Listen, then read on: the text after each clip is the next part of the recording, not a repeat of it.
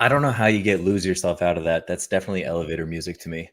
Anyway, I'll have to welcome. remix it for you. Whoa. I'll have to do it. This I'll is my have to intro. do it, and then you'll hear it.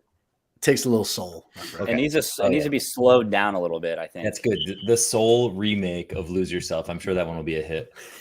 Absolutely. Welcome back to the Underdogs podcast in the doghouse, hosted by Justin, myself, Dakota, where every week we try to bring on somebody to attract new listeners because we can't seem to do it just on our own. True story. Casey, what's going on? Thanks for being with us.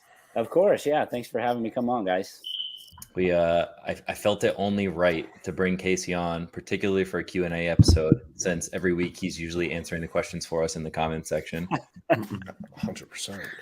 I haven't been as active the last couple weeks. This time slot is right after we started a session of swim lessons, my son. So I'm normally like at a pool right now. So I haven't been as active the last couple weeks. Swim That's okay. lessons are nice. We're fortunate to have you this time. No. So this week's a little bit different. Usually we do some sort of recap. We get into like recent topics for our camp and other things. And this week what we wanted to do was do more of a mailbag style Q&A. So we asked some people questions on Instagram throughout the week. We got a few that we think are really good to cover in the show. But obviously, if anybody has one that pops up over the course of the episode, you're welcome to drop them in the comment section. We'll try to touch on them. Before we get going, Justin, any relevant news you want to bring up? Anything you want to drop live on here? No. All right. Well, that's all I got then. Dakota, thank you for moving. Well, we have like big announcements that are coming up, but I can't divulge them here yet. Yeah. But I mean, I can tease by saying we have some big announcements coming up in the next few weeks. I try not to do that because every time we do that, I feel like the announcements fall through and then there's nothing to say. Anyway. But they're not going to fall through. They're actually happened already. Like they're happening or happened. They just haven't been announced yet. Or Kiefer puts out a big one. It's like, oh, okay, yeah, everyone already knows that. That wasn't that big of an announcement, but thanks. True. Yeah. Kiefer, if it was like prospective things, yes, I would agree to you that it would be jinx, but they're things that are already occurring. Whatever. Dakota, thank you for moving just so you have a better background for the show. Yep. Actually, you can't see it, but the pool is looking nice. Can't see anything because all you got is this blinding light like I've got coming in. I'm gonna do a whole ring light, and we got a little office situation going on. I want some like red velour on the walls and stuff. Can't you see the red? The red. Okay. All right. Pretty. I'm gonna run through here. I'm gonna pick a question. We're gonna start off with Casey. No time cap on this. You get all the time you need. You better be careful. I know. Soroka's rolling around in his grave. He's like, cut him off at some point. He's rolling on his bike is what he's doing. Casey, favorite age group quarterfinals workout and your least favorite and why? But we'll start with favorite, actually. We'll go there. These workout things always get Justin and I going because he gets super grumpy and then I try to have a positive perspective. So you guys always disagree on it. Yeah. Yeah, Kiefer always kisses CrossFit's ass. Oh, I'm optimistic. I don't think that us bashing anything helps us get anywhere. Yeah. I liked the age group quarterfinals overall.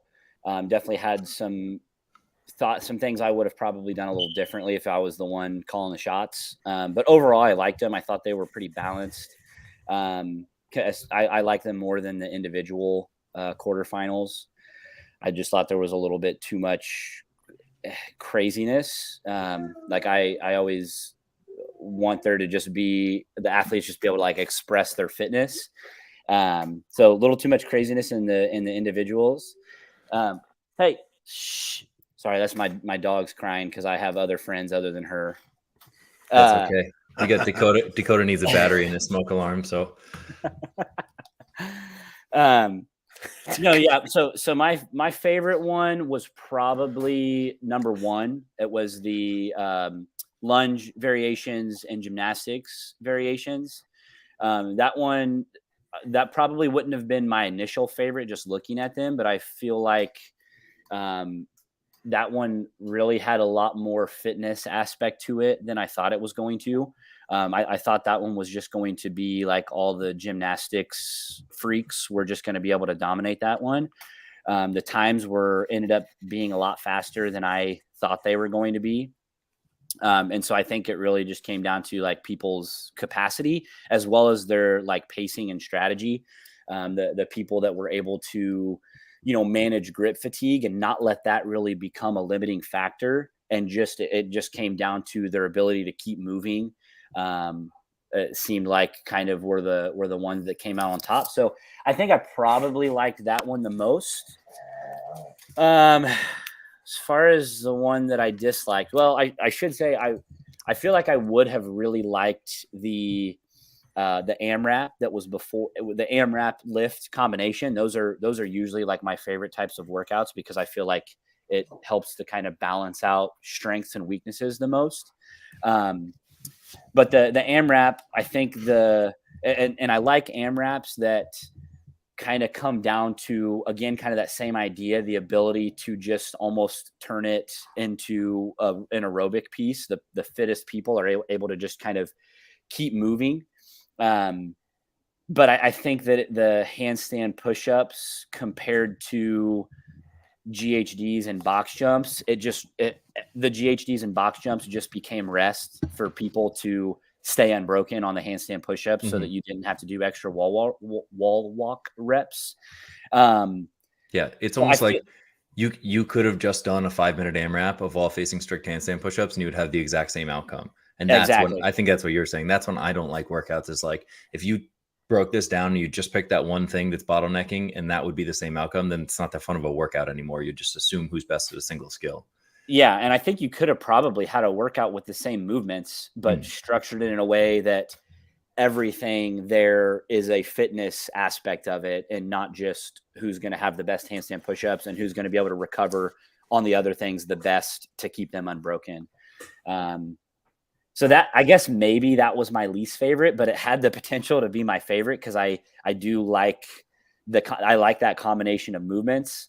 And to honestly, I like the idea of having GHDs in a workout in a way that it's not just this big, huge set, that it just becomes a pacing piece also. So I just think maybe a change in the rep scheme there, where you still could have, had an advantage by having the capacity to attack those movements, but still, keep it in that cyclical kind of, again, whoever has the best general fitness is going to do the best here. I feel like I always try to see, like, did it at least appeal to one side of the crowd? And that workout in particular was like, if you were really fit and good at that movement, it was just a transition workout, which is not a whole lot of fun. And if you couldn't do the movement, you literally couldn't even start the workout. Yeah.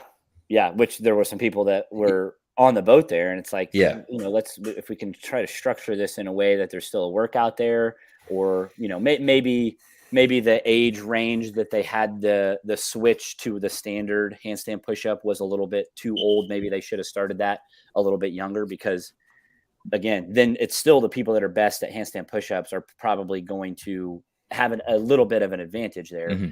And everyone that signs up for this thing is going to have a workout that they can do, and not just 12 minutes or whatever the AMRAP was of handstand, trying to do handstand push-ups when they can't get any reps in. Right.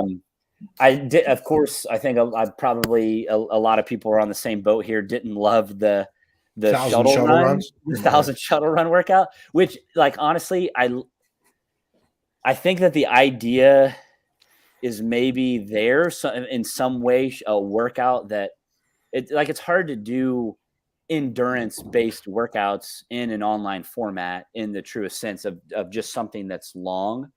But I think that just maybe wasn't the best structure to it. Again, I think you probably could have turned that into like a 20 rounds of, 10 shuttle runs or whatever, 20 rounds of 6 shuttle runs with the bench press and rope climb in there. And it still would have had that longer aerobic feel without it being, as Rich Froning said, the most boring workout he's ever done. And a workout that has bench press in it, which should never be the most boring workout that anybody does. That should be a fun workout. Didn't love that one because of the structure. I get the idea, but I think it could have been, again, there could have been some changes there. And I love the 27, 21, 15, 9. I love that as a power type test for the age groups. It's, threshold, pace, and it's nastiness. And I like that, it seems like a lot of times in the quarterfinals workouts that are kind of, let's say, like the power threshold, they've put a heavy-ish barbell in there a lot of times, where for, maybe 70% of the field, that's somewhat of a limiting factor. Where in this case, it's like, 95, 65, who can hold on to it. The strength there isn't really the limiting factor. We have a strength workout elsewhere, who's just willing to push the row slightly more uncomfortably than you want to, who's willing to hold on to thruster sets a little bit longer than what you would like to. And that's probably one of my favorite open workouts of all time. I might be in a minority there, but I don't like it personally. I don't like doing it, but just as far as like a test of fitness, I think it's really good. It's good. And I also think the placement of the workout as the final workout where spots 2 semis were on the line. So you got to show a lot of guts there. Like if you want it, you got to fucking go for it. Yes. And it's the people that, obviously got to have the capacity, but if you're willing to die for that spot, like that's the perfect workout to have to die on. And so you're not going to be so sore from it, from volume, from whatever, that you can't do it again, but you're sure as hell going to be scared to do it a second time. And that happened with some of our people as they did it Saturday afternoon and Sunday morning came. It's like, we don't know what the leaderboard looks like. You better fucking go get 10 more seconds out of this if you can. Yeah. That was good for sure. Yeah. And for that one, especially, like I looked at them a little bit deeper in terms of the age group changes. So like you mentioned, the handstand push-ups. It went from wall facing, but it was still strict. When they changed it, it was they got to face away from the wall, so they omitted that one wall walk. But I thought the strict handstand push-ups for like 55, 60, 65 was still maybe a little bit much. But like the 27, 21, 15, 9, they just took a few pounds off the bar, and it was just as nasty, just as comparable for like every change. I thought that was good. Yeah. Next question. Next one. All right. We're not going to get to any questions if we start. We can stay on this all day. Okay. How many off-season competitions should I do? Whoever hits the buzzer first gets first crack at it. Well, this was my question last time. This was one of the ones that a couple of our in-house people were asking, if you're looking at like quarterfinals and then maybe the open as your season, it's like a month long, 2 months long. So for me, like that's a big thing that I'm thinking about is off-season competitions where I can get more exposure and, try and like brush shoulders a little bit closer to the competition level that I want. Move into it. I literally went and got the 15-foot ladder last night just as a sidebar and changed the thing so I could sleep. And then it just started going off again about an hour ago. We just keep Dakota around for comic relief every week. Yeah. There's just something else that pops up. He thinks he's got everything covered, and then it's the no battery in the smoke. We can't interrupt him. We got to let him get through his bit. But no, that was my alley-oop for, honestly, a little bit more of a Justin and Kiefer response because I feel like I'm in that boat where my competition timeline is a little bit shorter. And so we've already looked towards some of the off-season stuff. Like for me, NorCal Classic and Wadapalooza are really like the two big ones I want. And so I'm thinking, 1 to 3 kind of bigger ones where maybe you're doing like an online qualifier, you're kind of changing a little bit of the flow of your regular training. And then like there's a couple local ones that pop up. And honestly, those don't really change any flow of what my regular week is like. So if someone wants to do like a fun Valentine's Day partner competition, honestly, I don't really look at it that much as a change in my training. So, if I want to do 2 or 3 of those, I don't feel stressed about it. It's fun. It's something that, get to go out and hang out with some buddies or do something local in the community. But big competitions, 2 for me is what I think is good. Coach, what do you think? So I think this depends on what level you're at. I think there's a big variance between athletes that are games level athletes and athletes that are semis level athletes, and then athletes who are recreational athletes, or athletes, maybe just competing at quarters for fun or hoping to make quarters. I mean, a lot of this depends on where you prioritize your season, and what ultimately is your goal. If your goal is to make the CrossFit Games in your, Ricky Garrard, right? Or I should, I guess everything's out the window now with the whole, not mountain biking accident, but in general. So there you go. Don't do jumps on a mountain bike. I just got gonna be a top 3 athlete at the games. But in general, right, that ilk or that level of athlete is looking at several different things. You're looking at compensation. You're looking at travel. You're looking at where it lines up in the CrossFit season. And we've seen really, really good athletes do too many competitions at the beginning of the season and have it affect them negatively leading into the CrossFit Games. I'm not going to name names, but we've seen that over the years. So, for my athletes that are games level athletes, it's really thinking about, okay, where can I make the most money, and where is the travel not going to affect me long term, so that I don't lose out on a ton of training. So that's the way I'm looking at it at high level. I guess, I could answer for all, but I think it's interesting to have everyone's perspective. So I'll stay kind of at that games level, but that's what you're looking at as a games level athlete. I think that the 2 big things, compensation, and then, looking at it from a travel perspective of trying to make sure that it fits in your schedule so that you can still maintain a flow as far as your training is concerned. Yeah, I'll maybe I'll kind of take the middle there. So we've kind of talked about the athlete that's, maybe they're an open participant. There may be quarterfinals, but they don't maybe necessarily take quarterfinals super seriously. That type of athlete can probably compete in the off season a little bit more frequently, again, because we know like their season isn't very long. Dakota, you touched on that. And then, if the other end of that is the games athlete, then somebody kind of in between there, maybe they're a quarterfinals athlete that's bubble semis, or that's like maybe a long shot goal for them. That's when you really start to make that transition as far as like, for that athlete, their off-season training is probably really, really important, because that's probably the athlete that has some holes that are keeping them from kind of maybe getting over that hump. It could be strength, it could be aerobic capacity, it could be skill, whatever it might be, that their off-season training is really, really important. So having the time to actually put into their training a long-term progression in their off-season to develop a base or to improve on whatever that hole is for them that's keeping them from getting over the hump to that next level is really important. And we all know that competing, usually if you have a hole, competing isn't going to be the way to get better at it. It's going to be to truly train. So if you have those holes, you have to allow for yourself to have a nice progression in the off season to really work on it and develop it.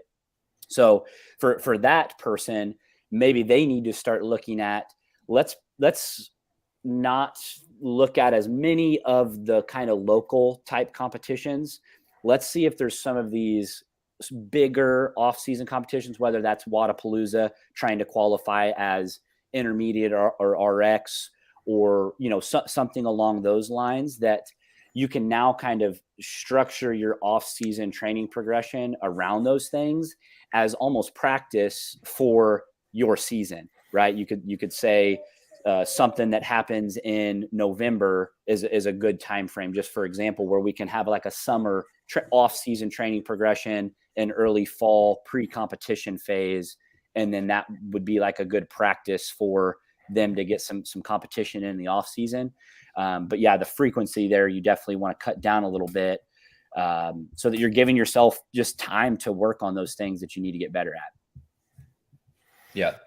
I would say before we move on, I don't want to add too much to it, but the one caveat to this is that I've seen, and maybe this is just kind of like some of the level of athletes that I have a lot of conversations with that are like really trying to be competitive. They're trying to get to a semifinals level. They've gone to quarters a couple times. They take training really seriously and they do all of the right things. I almost found that we got to this point of saying like, oh my God, this person's on an Olympic cycle. Like they've been training 3 or 4 years and they've never competed in anything. And so I think that's where it backfires, is when you get so focused on training in the long term that you actually have no competition experience. And the biggest hole in your game is your ability to stand next to 9 other people and compete.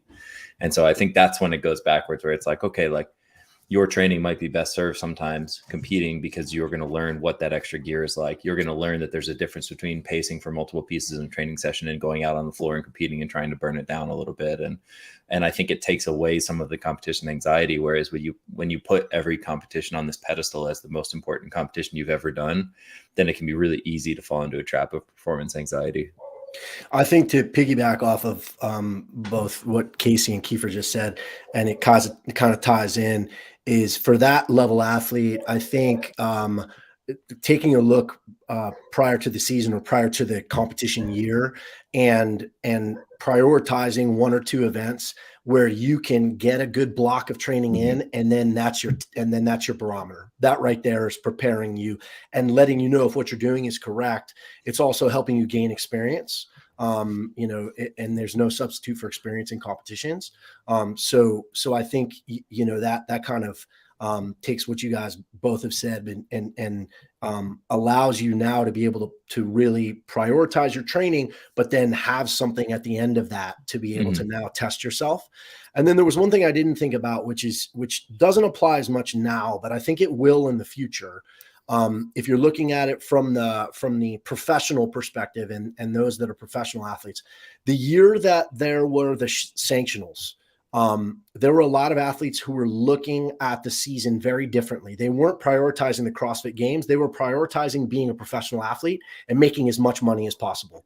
And if that's the case, then signing up for 5 to 7 competitions where you can make $100,000+ a year makes complete sense. And it doesn't necessarily make sense to prioritize the games. So, it does make a difference depending on what the schedule looks like. And I do think that eventually when the sport continues to professionalize and continues to be more professionalized, that we're going to see those more and more of those type of competitions, I hope anyway, pop up for athletes to make money. And I think you're going to see a lot of athletes who prioritize those competitions as much or more than the games, because that's a phenomenal opportunity for them to make a living as an athlete. Stroke is antsy. He wants this question answered. How long do I need to follow any program before I can determine if it's working? Casey? How long for Stroke has been? About a week on each one that he's on? Stroke has been working with the same coach for a long time. He works hard. Yeah, I mean, it's kind of hard to give a direct answer to that. It probably kind of depends on what your training age is, what your background is. Kind of, again, we're talking about these levels of athletes. What are you really training for? What's your goal? Someone that's more novice in CrossFit, especially, it doesn't matter what program you follow, you're going to get better. You could follow a different program every single week and you're going to continue getting better no matter what, because you're just novice. Wad Zombie, we need a sticker of Kotler's head, preferably screaming from the crowd. You need that shiny head and that fresh beard. Everybody will buy that sticker. Anyway, sorry. Go back, Casey. Cool. No, you're good.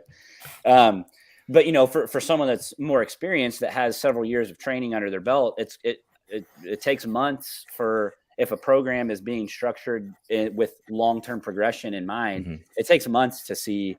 It should take months to see if a program is going to work, because at that stage, if you do have a relatively large training age, progress only happens very incrementally anyway. So if you're not giving time for the progressions to really work for you and see and appreciate those small little gains, whatever they may be, then yeah, you may be inhibiting your progress by never giving any of those things time to actually work. So I don't think there's a number. For some people, it could be a year. For some people, it could be 6 months.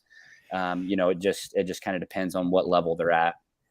I run into this in having conversations with people about our program specifically, even, right? And the easiest answer that I've given is that people should give it at least a full cycle. So say that's a 12-week cycle, right? I think it's unfair to make it a determination on whether or not something is working until you've finished that block of training, because it's really hard to look at 1 week.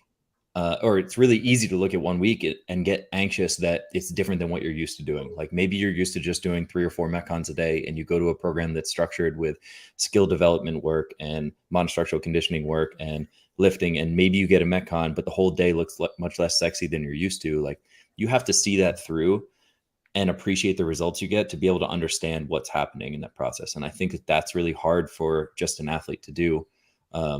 Because they're not inside of our heads. And so that's where some of the education and the notes and everything come into it. But if you don't at least finish entire cycle to see your point A to point B progress, then you haven't given it a chance to determine whether or not that system is working for you at all. My dog agrees. I thought that was a baby. I was like, is it a baby or a dog? No, what's the difference, really? Yeah, I don't have too much to add other than I would say, dependent upon times of the year as well, you're going to see differences in the program. And so I think a lot of people, if you jump in on a program and it's during, semis or it's off season or whatever, there's going to be a different flow. I'm more along the lines of creating consistency for a longish time. For me, it's more like I would try to stick with something for a season, because you're going to see the ins and outs and flows of the different cycles depending on on what's occurring in the season, and you'll get a really good idea of the program and how it fluctuates and the different ideas behind it if you stick with it for a season. It's hard if it's just for 8 weeks or even 12 weeks. It's because the season flows so differently at different times. So that would be my suggestion. But I think we can all agree that that there has to be a level of consistency for a period of time to really determine whether or not that's right for you. Next one. Yeah. Ready for it? Let's go. Okay. Casey, how old are you? I'm 30. You're 30? I can't believe I'm older than you. Kiefer, I think you're the only one that's going to be able to answer this question then. What do you mean? Justin can answer it with 20 years worth of experience. Tips on avoiding burnout for competitors above the age of 34. I'll just say it's tough for me to answer this one. Why not? You coach masters. Yeah. Well, I was going to say the age bracket that I'm in doesn't apply, but the age bracket that I primarily coach, Debbie in particular, Shannon, a couple others as well that are in that masters category. Debbie's got unlimited, unstoppable energy, and so doesn't apply to her. Right. But on a serious note, no, there needs to be a little bit of balance there. In terms of like burnout specifically, the program length is a little bit dialed back. It's a little bit more particular. I think we talked about this when we were doing the Legends competition in terms of like how we program throughout the the day and the week, kind of focusing more so on skill blocks or like block training at a time instead of just throwing everything all at once. And that's been a little bit more successful for us. But also having the beeping, I know it's killing me. Oh my gosh. Because I didn't hear it until whoever had said it the first time. And now every time it's like punch in the side of the face, punch in the side of the face. But it's monitoring it and managing it with a little bit more rest and purpose for every session instead of just like grinding through every single one and saying, look, I got the volume done, or at least I finished what the whole program was. Is potentially having a little bit more restraint sometimes so that the burnout doesn't add up as much. And then, vacations.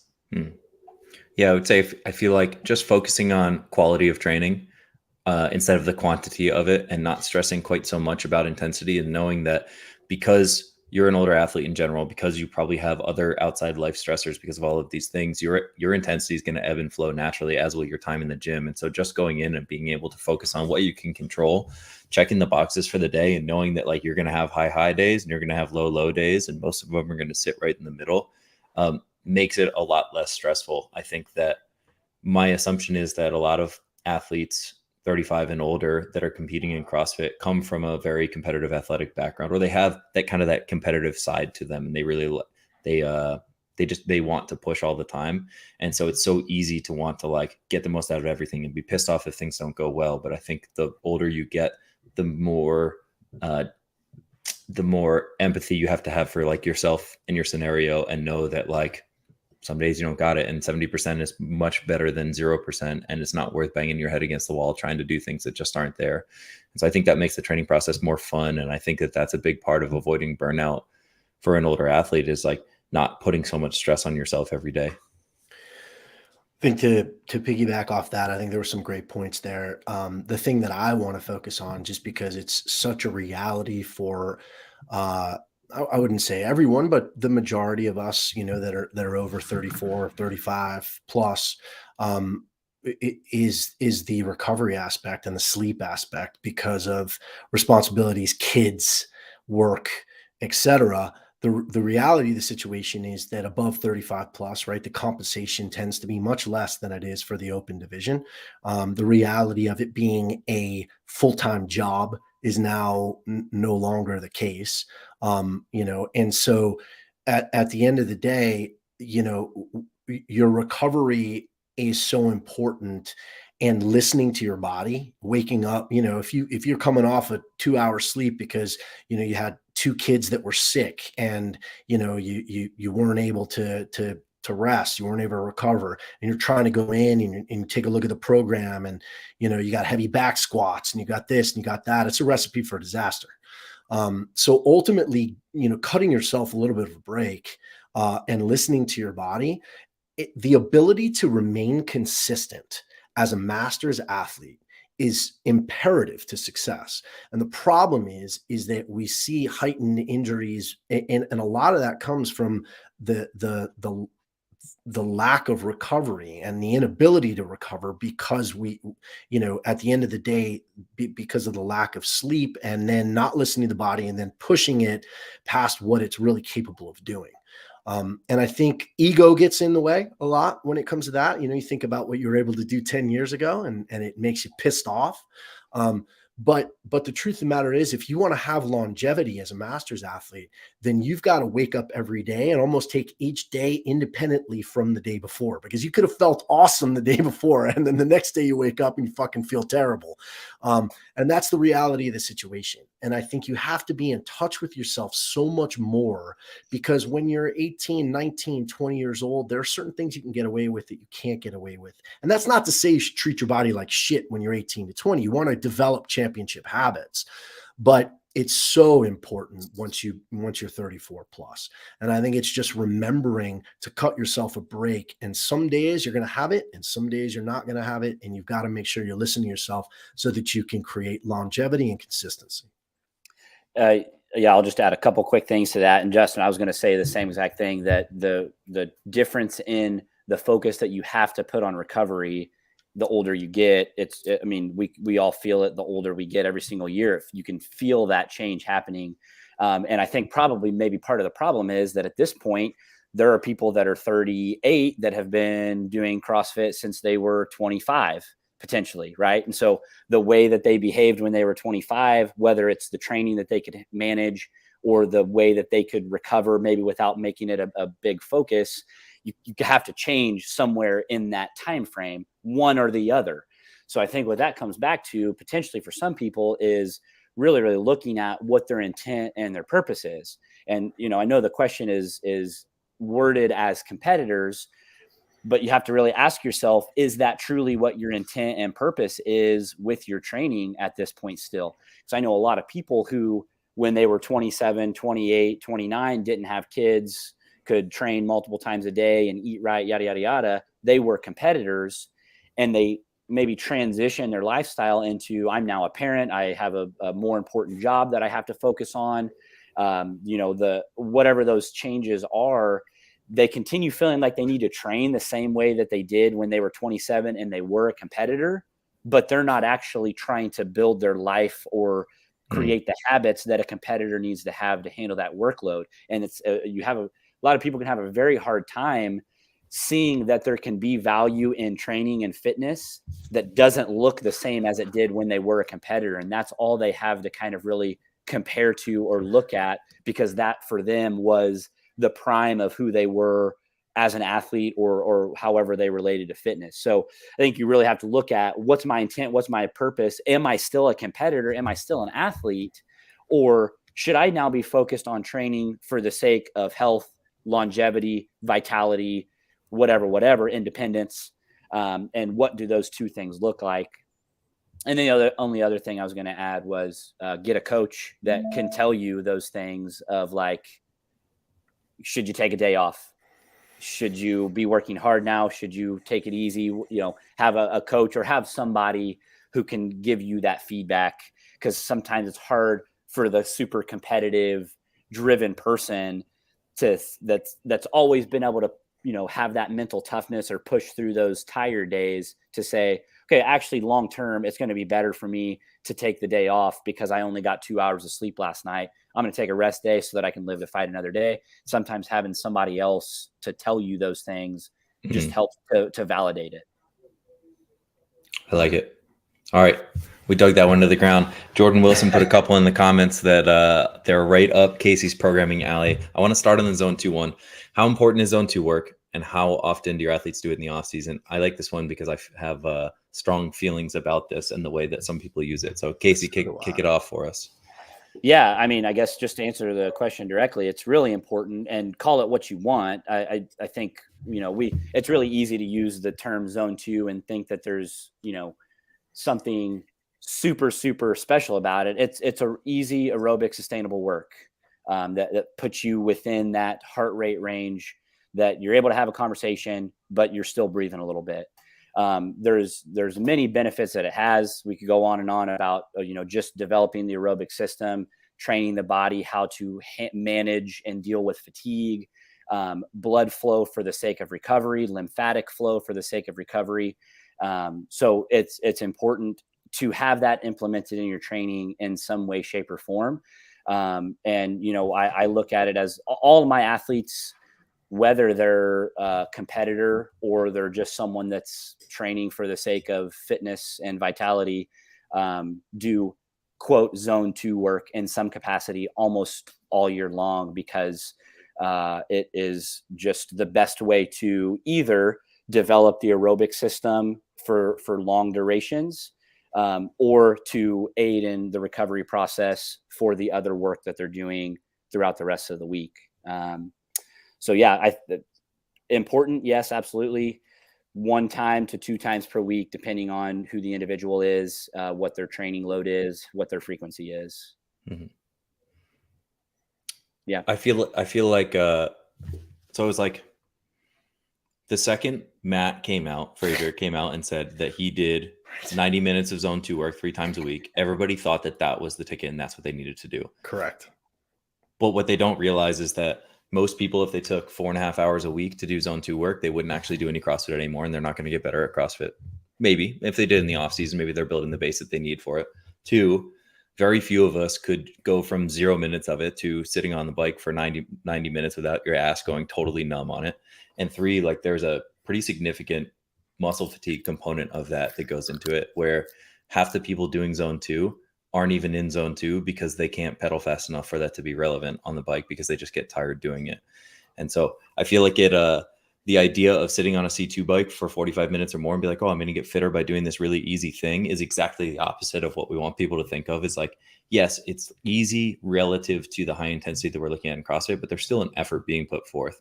And so I've had this conversation with some of my younger athletes that we work with, where like they almost have to earn the right to do Zone 2 work. And so we do a lot more sort of closer to what would be threshold intervals, whether that's rowing, running, skiing, biking, all of those things, to the point where you've actually developed some capacity on the machines. So now if we sit on it for 45 or 60 minutes straight, there's something relevant being gotten out of that. Whereas, you otherwise probably get more, and you still get the aerobic benefits, but you also get a little bit of intensity from doing 500-meter repeats on the rower for 10 sets with a minute of rest, which is not zone 2 by any means, but you're going to develop aerobic fitness through that overall body of work, and you're actually going to get a little bit better on this machine. Whereas sitting on the bike, like texting on your phone while you pedal at 90 watts is not going to get you there.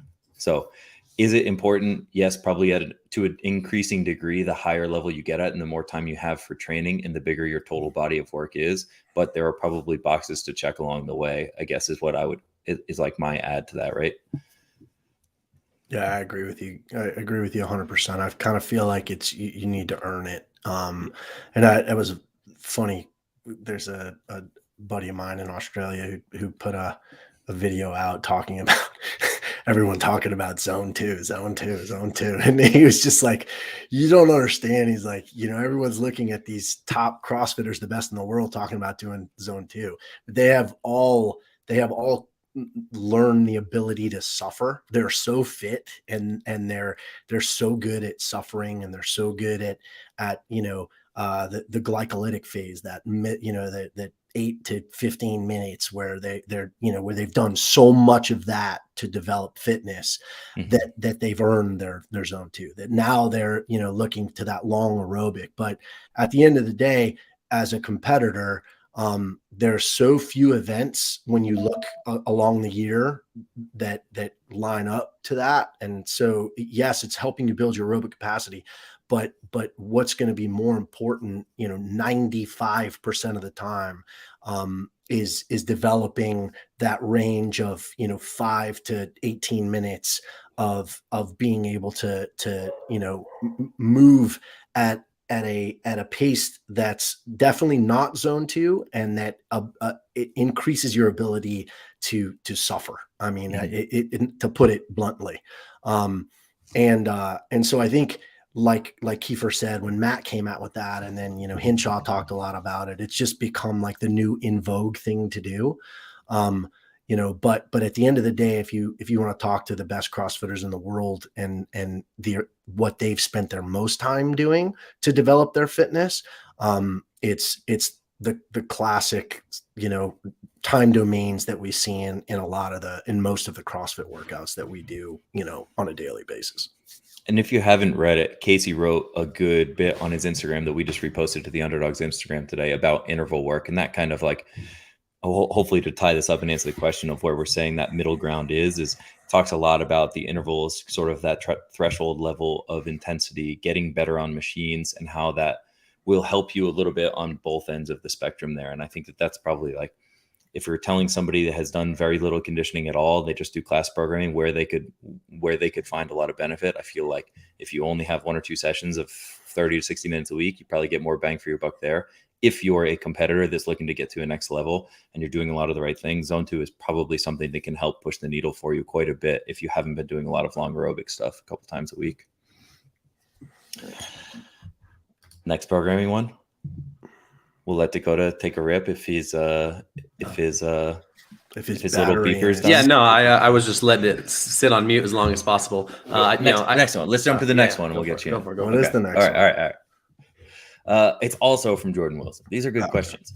Cool. What's your approach on programs that program high intensity and high volume workouts all year round? So thoughts on kind of cycling these things in as it becomes time versus just hitting high intensity, high volume all the time. Yeah, actually, this is good because this was going to tie into what I was going to say about zone 2, which is repeatability versus sustainability. Have a couple athletes that are talking to me about, wanting to do longer cardio sessions because they feel like they're getting tired throughout workouts or having fall off in workouts. And I think this is good for the high volume aspect of things, which is progression. You can't just go from 0 minutes to the 90 minutes. Like you said, it's, doing chunks of time. And for right now, it's one of my athletes that's concerned with gymnastics volume. Right. And so it's not saying, okay, here's a 50 rep chunk in a workout. It's breaking it down into smaller chunks and smaller intervals, and then starting to have that progressive overload, right? Finding different combinations where instead of 3 sets of 10, you go to 6 sets of 5, and then 5 sets of 6, and then changing the time domain of rest. So now you're completing those 30 reps in a smaller time frame, and then, you know, going back through the final piece of it, right, which is going to be the testing and retesting. And so that's kind of what I've been working right now with a few of my people, which is showing them the structure, because they want to see it. They want to see, okay, where am I at and where am I going? And literally it's okay, we're going to start with this rep range and we're just going to slowly increase it and slowly cut back the rest. And that's also how you change the intensity, right? Those are one of the things that we can change, you know, change the weight, change the time domain, change the intensity, but time domain and intensity typically have the direct reflection off of each other. And so right now, you know, for most of us that are in the off season, it's slowly building as much volume as we can, not worrying that much about intensity. And we're going to slowly start to tip the scales, you know, depending what competitions are coming up or where our levels are at, and the intensity can increase and the volume goes down a little bit. Something's going on with that audio. Is that you, Dakota? Still? No, it was like almost like a low humming sound.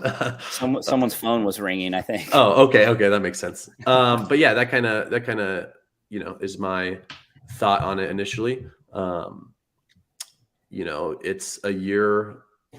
If you're thinking about it throughout the year, you know, you're thinking those slow chunks. You know, I always thought about it when I was playing college sports. They talk about a 4-year progression. You're not going to be the pro athlete in your first year.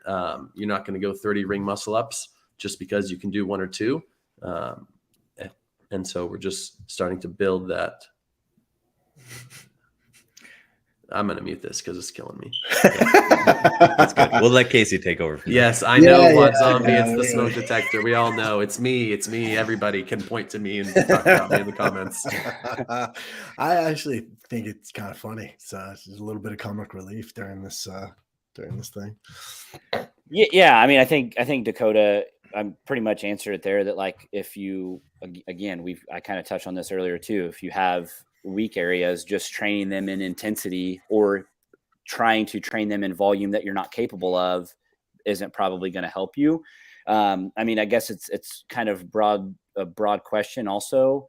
You know, my assumption is that we're talking about a templated program, which, you know, we know the limitations of a templated program is that a lot of times the approach that they take is you can't really create an archetype of who you're trying to provide the program for. So then what you default to is that you put everything in there and as much of it as you possibly can. And there's going to be a percentage of people at the top that they'll do well no matter what. There's going to be some people in the middle that progress for a little while and then probably either plateau or burn out. And there's going to be people that can't even handle it for the first month that they're doing it, so they stop.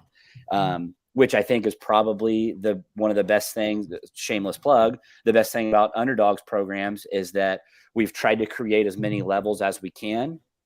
And in kind of our broadest programs, like the RX program, we try to help with that, finding where you need to spend your volume and spend your time based on your reflection of what your weaknesses are, by providing additional work for skill development or additional work for aerobic development or strength development. Whereas some programs, again, if they just feel like they need to be providing as much as they possibly can so that you just hit on everything all the time, then that's what you get. You get these programs that every single day is multiple strength pieces, multiple metcons, multiple skill sessions, because you're not able to say, who is it that we're trying to program this for? And so then it kind of just is like, let's just put in as much as we can and hope that something sticks for some people.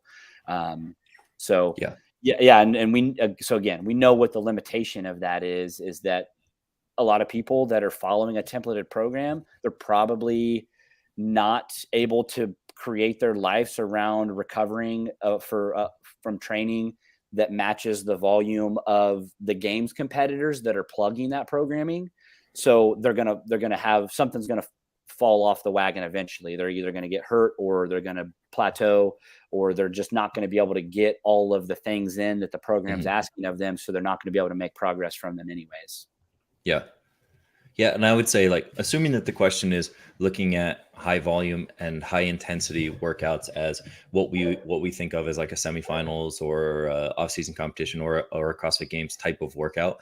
I think if you're doing that kind of workout all year long, then you're probably not spending any time actually training to get better for that kind of workout. So looking at that and saying, okay, in the preparation block leading into these big competitions, like where we're at right now with our athletes that are going to semifinals, yes, it's going to be important to get a little bit of sport practice on these kind of things. The further out you are from that, the more that should look like intervals or skill work or development of some sort to build the constituent pieces that make you better at that thing, with some testers here and there to see where your progress is at. But if you're just doing those workouts every week, then you're never working on the components of that are slowing you down or that are going to make you better at it. You guys are good, man. Covered.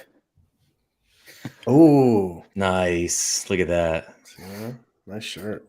Nice shirt. Thanks, Frank. Shitty smoke alarm. Tough. But you know what? It's getting better. The room is better. Now we just need the noise to get better. Oh, Vinny with one of those. Who's he referring to, though? I know where I fall in that. Vinny and I have had many discussions about our infatuation for each other, so I know where I land in there. That's super strange. You three can ask yourself who's the one. I don't know. I'm pretty confident it's not me. All right, one more before we kick off. Okay, Justin, where is it? When I feel lackluster, should I take an off day or just stay at 70% and still try to get something done?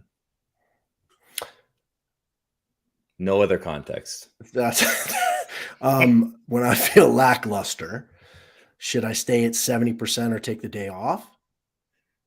Yeah, that was the question. Basically, I think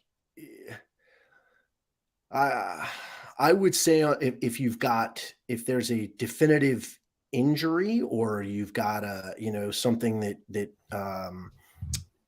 when you say lackluster, you didn't sleep the night before or something along those lines. But if it's just general like life fatigue and you're a little bit tired or then I still think you can get benefits from training. Absolutely. Yeah. I don't see any reason why not. And again, that doesn't mean you have to go full throttle. But just like we just talked about, there's no reason why there aren't certain skills. There's no reason why there isn't machine work or intervals that you can do where you can still improve or still work on things. You're not going to feel 100% every day. There was a conversation I had, with Carrie, shortly after her career. Please put that on screen. What did we do? Oh, did he make a comment? Okay. Yeah. There was a conversation I had with Carrie, shortly after the end of her career, and talked about like why, we were just recapping things, and I think she was giving a talk or had a podcast, and she was talking about why she felt like she was so successful, and one of the things that she talked about was on the days that she didn't feel well, she still there you go. She would still get in the gym and feel like she could focus on one or two aspects of things to get better on. And that when somebody else might take a full day off, she was still in there getting better. And that was an advantage compared to the rest of the field. And I think for her, that was a huge motivating factor for her to know like, hey, I don't feel my best today, but I can still get something accomplished. And I think that's important for people to understand, depending on what your goals are, right? And but absolutely. I mean, if you're trying to be a competitor and you're trying to, and you have definitive goals that you're trying to reach, I think you've got to try to, even on the days you don't feel great, you keep going. Oh, okay. We're losing it now with the smoke detector. This is amazing. Who took the time? Oh my God. That's really good. Yeah, Dakota, please get it fixed before the next one. Dakota's never coming back after this. My biggest ask. But did I answer that question? Yeah. I'll add on a little bit if that's okay. Yeah, please. So Justin, you kind of touched on there a little bit what I was going to say, which a lot of our questions have come back to. You have to understand what level of athlete you are. If this isn't your profession, and you going in and trying to do a hard workout is going to lead to you coming home and being grumpy and not being the greatest spouse or the greatest parent or being unproductive in your work, then getting hurt, then take a day off. Like, it's okay. You're not a professional athlete. You come back the next day, you'll be ready to go. If you are, like Justin just said, and it's let's say it's this time of year where we're getting ready for semifinals 4 weeks from now, and you kind of just have to accept some days you're not going to be 100% because you're about to do a 3 or 4 day competition where there's probably going to be a time that you're not going to be feeling 100% because that's what competition is. And you're going to have to ask something out of your body. So training is when you learn how to deal with that. Then, the other thing is maybe the person needs to kind of know themselves a little bit, because for some people, taking a day off leads to taking a second day off and then a third day, and they get totally off for 2 weeks before they come back. For some people, like I would say for myself, I feel like I've become the king at like, we've had a bad day. Kids have been sick. I've been overworked elsewhere, whatever. I'll take a day off if I'm just not feeling it, because I know I'll come back the next day and I can go right back into it. I don't let that time off affect me negatively. I look at it as an opportunity to just rest, get some other work done, spend some time with my family or whatever, and I can come back from that totally fine. So you have to maybe kind of know yourself a little bit of like, would going in and accepting moving at 50 to 70% or getting some skill work done or something like that, would that keep your routine and your momentum kind of going to not totally fall off the wagon? Then maybe that's something that's beneficial for you. If taking a day off is going to lead to you, like I said, taking that second, third, fourth, fifth day off and then just saying, oh, well, this week's a wash, I'll start back up next week or whatever. Kiefer, Dakota. I think it's good. Beat into the ground. I was going to say my coverall usually is movement is medicine, and doing something, even if it's just warming up or doing your warm up, which is largely mobility and just kind of getting your heart rate up, or doing something at a low intensity can be super helpful and make you feel better. And sometimes improving your mood can improve the way that lackluster feeling. Sometimes you're just a curmudgeon like JJK Jordan. But the important question to ask yourself is like, are you feeling lackluster because you haven't taken a day off in 3 weeks? Are you feeling lackluster because you're not sleeping or because you're working too hard? And if you can answer yes to those questions, then a lot of times you're probably better off just taking a day and regrouping so you can get back into the gym. There you go. You just got to step in the door. Once you get moving, sometimes things change. That's what I'm going to do right after this podcast. I'm going to walk downstairs into my garage and do something. Me too. Do you have to go downstairs to get into your? Oh, I guess you do. Yeah. You are upstairs. Yeah. There you go. I'm upstairs. Casey, any closing thoughts for the day? Oh, this is your 1 minute soapbox. No, I'm just going to ask you guys that maybe a one-word question. If there's going to be something new, fancy, crazy at semifinals, what do you think it's going to be? Go. Kiefer. New, brand new. Yeah, new. There's been something new in every. Okay, like it, Keith or Justin. I think is it new? It wasn't supposed to be new because it was supposed to be in the games. Doesn't count. No, seated legless doesn't count. It does. We never saw it. Movement. It's an old movement. They kicked it out. It was seated. Movement. It was seated legless with a legless descent. We've never seen that in competition. The jury will accept it since it's never been done in competition. Sorry, Kiefer. Jeez. Bullshit. Dakota?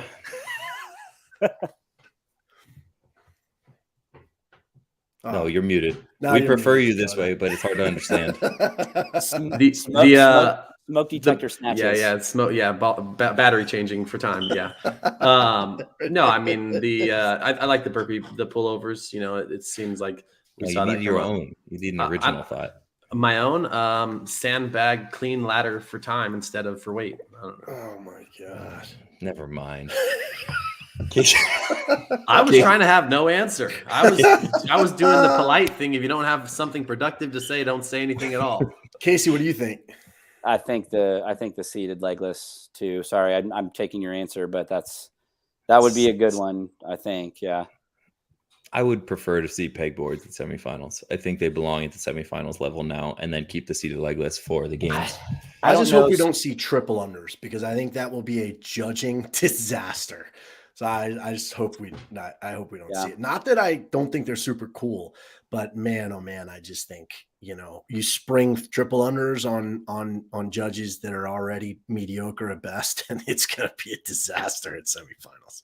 So I hope we don't see them at semis. We might see them at the games, but I don't think.